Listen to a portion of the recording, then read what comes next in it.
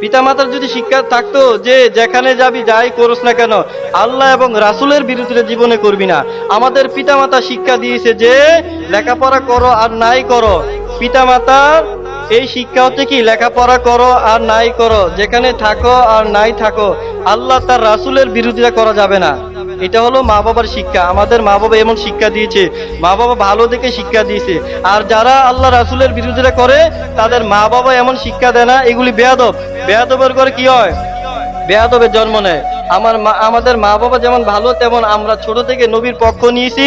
আলহামদুলিল্লাহ, মৃত্যুর আগ পর্যন্ত যেন নবী পাকের পক্ষে কথা বলে এই জীবন কুরবান করতে পারি। সকলে বলুন আমিন। কারণ মৃত্যুর পরে তো শুরু হবে প্রথম আমাদের সওয়াল জবাব। কিন্তু প্রথমে যে মরার পরে কবর দেয়, কবরের পূর্বে যে শোয়ানো হয়, লাশ শোয়ানো হয়, কবরে শোয়ানো হয় না, এই কবরে শোয়ানোর পর একটা দোয়া পড়ে। কি পড়ে?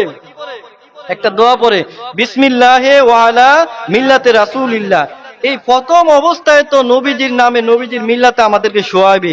তো নবীর উম্মতে, নবীর পক্ষে যদি কথা দুনিয়া থেকে না বলি, কবরে গেলে কি কোনো পক্ষ নেওয়া যাবে না দুনিয়াতে? কারণ দুনিয়াটা হলো